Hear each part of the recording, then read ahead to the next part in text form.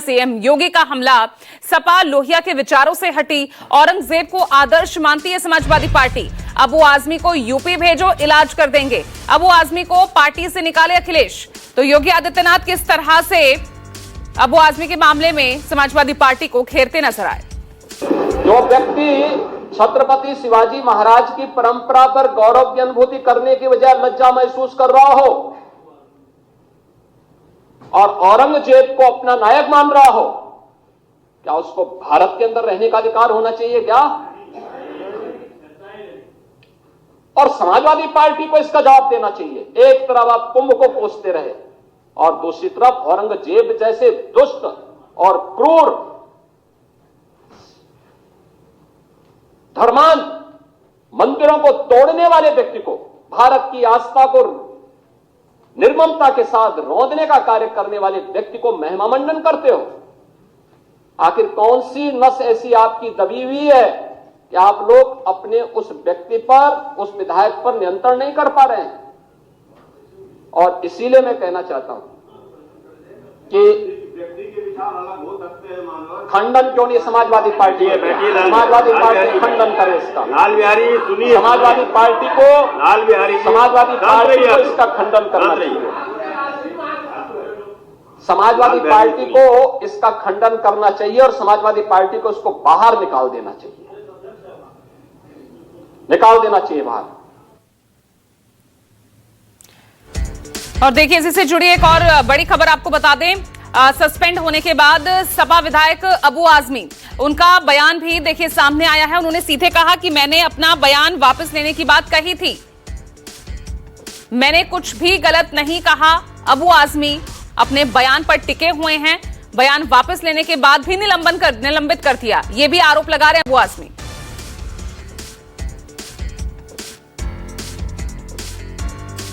Assembly चले इसलिए मैंने अपनी कही हुई बातों को वापस लेने की बात कर दिया। मैंने कोई गलत बात तो किया नहीं था, लेकिन उसके बाद भी कि ये सब जो बवंडर चल रहा है, जो असेंबली रोकी जा रही है, असेंबली चले और बजट सेशन में कम से कम कुछ काम हो। कारपोरेशन इलेक्शन पिछले 3 साल से हुआ नहीं है, गलियां खराब पड़ी हैं, बहुत सारे काम रुके हुए हैं। इसलिए मैंने अपनी उन बातों को जो मैंने असेंबली में बाहर कहा था उसको मैंने वापस भी लिया है, लेकिन उसके बाद भी सस्पेंड किया गया। और देखिए, अबू आजमी के निलंबन पर अखिलेश का भी बयान सामने आ गया है। अखिलेश यादव कह रहे हैं निलंबन का आधार विचारधारा से प्रभावित है। निलंबन से सच की जुबान पर ताला नहीं लग सकता। ऐसा करना उनकी नकारात्मक सोच का बचपना है। तो देखिए, बाकायदा अबू आजमी के निलंबन पर अखिलेश यादव ने एक्सपोज किया।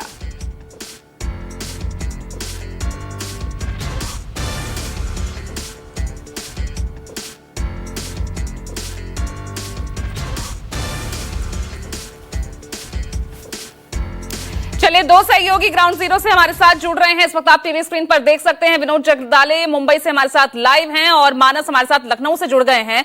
यहां पर हम विनोद देख रहे हैं कि अब अबू आजमी आरोप लगा रहे हैं कि निलंबन से पहले ही उन्होंने अपनी बात वापस लेने के लिए भी जो है अपनी बात रख दी थी, बावजूद उसके उन्हें निलंबित किया गया। हालांकि वो ये भी कह रहे हैं कि मैंने कुछ गलत नहीं कहा।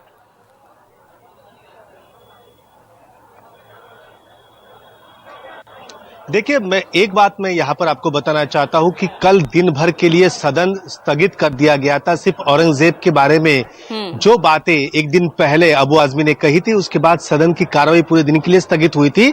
उसके बाद हम अबू आजमी के घर पर गए थे। तब अबू आजमी ने एक बात कही थी कि मैं अपने बयान से पीछे हट जाता हूँ, मैं अपना बयान पीछे ले लेता हूँ, अगर इससे किसी की भावनाओं को ठेस पहुंची है तो ये विषय यही खत्म कर दिया जाए। लेकिन बाद में फिर से आज सदन में इस मुद्दे को उठाया गया था और उसके बाद अबू आजमी का यहाँ पर बजट सत्र के लिए निलंबन किया गया। देखिए, हमेशा निलंबन कब होता है? मैं इस जो इमारत में खड़ा हूँ, ये विधानसभा है।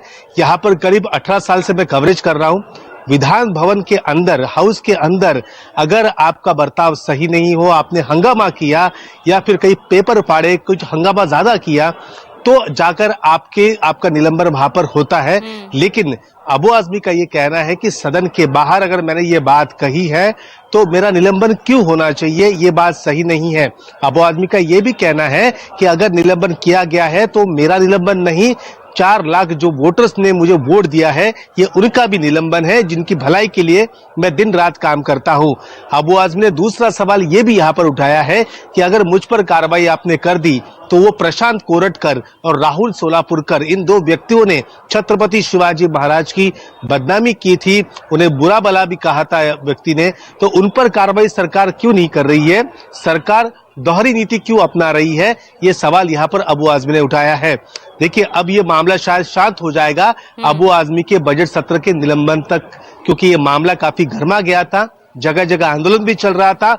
मुंबई की मैं बात करूं, ठाणे की मैं बात करूं, आंदोलन वहां पर हो रहा था और ठाणे में 2 जगह यहाँ पर अबू आजमी के खिलाफ मामला भी दर्ज किया था। देखिए, अबू आजमी जिनके साथ चुनाव लड़े, महाविकास आघाड़ी, वो 2 पार्टियां भी अबू आजमी के बारे में कह रही कि उन पर कार्रवाई हुई, वो सही कार्रवाई हुई है। यहां तक शिवसेना यूबीटी ये कह रही है कि खुद देवेंद्र फडणवीस ने अबू आजमी को यह बयान देने के लिए कहा होगा, क्योंकि दूसरे अन्य मुद्दे से ध्यान भटकाना जरूरी है, इसलिए यहां पर यह बयान दिया गया है। तो जाहिर सी बात है, यहाँ पर देखिए अब तो निलंबन हो चुका है, अब लगता है कल से ये मामला यहाँ पर शांत हो जाएगा।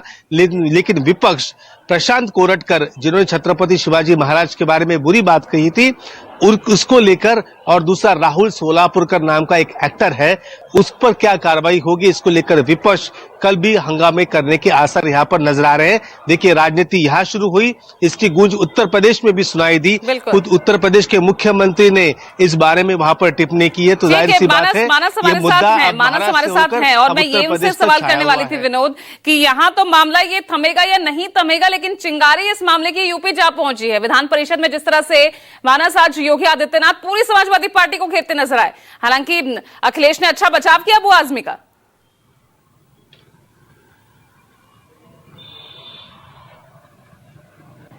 देखिए, असल में उत्तर प्रदेश में लगातार एक टकराहट सुनाई पड़ रही है, जिसमें सनातन बनाम सनातन विरोधी, और उसमें इस तरीके के अगर मामले या बयान सामने आते हैं तो निश्चित तौर पर दोनों ही पक्षों के लिए बड़ा मुफीद हो जाता है।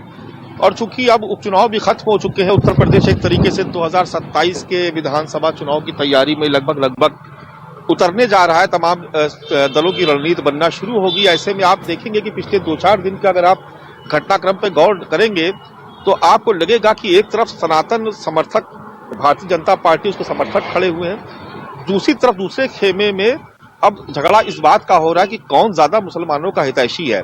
अगर आप देखेंगे, कल तो मायावती ने एक्स पे एक पोस्ट किया कि भाजपा जो है वो मुसलमानों की विरोधी है, बिल्कुल ठीक नहीं है, बसपा मुसलमानों की हितैषी है। ये बयान इससे पहले मायावती का नहीं आता था। आप देख रहे हैं कि कांग्रेस पार्टी लगातार अल्पसंख्यकों के सवाल पर काम कर रही है। समाजवादी पार्टी पहले से ही कहती रही है कि अल्पसंख्यकों का भला अगर कोई कर सकता है, मुस्लिमों का कोई भला कर सकता है, तो वो समाजवादी पार्टी। अलग बात है कि वो वैसी बीच बीच में आकर के अखिलेश यादव को डेंट मार देते हैं, लेकिन एक नए तरीके की कवायद शुरू हुई है और इसी की झलक आपने विधान परिषद में देखी।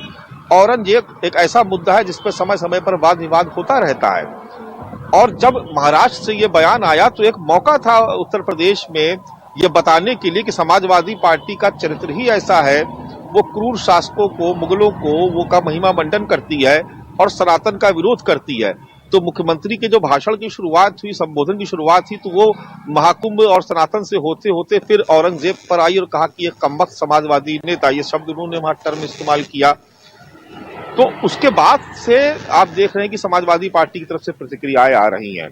तो ये एक बड़ा मुफीद मुद्दा है सनातन के साथ खड़े रहने वाले लोगों के लिए भी, और जो उसका विरोध कर रहे हैं उनके लिए भी, जो मुख्यमंत्री पर सवाल उठाते हैं।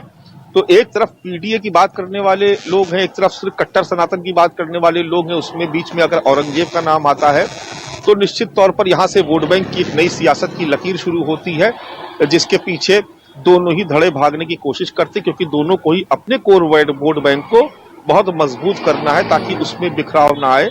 और इसी नजरिए से, इसी सियासी पहलू से हमको देखना चाहिए आज मुख्यमंत्री के इस भाषण को और अखिलेश यादव के अबू आजमी के समर्थन में दिए गए बयान को। ठीक है, तो ठीक है, यहाँ पर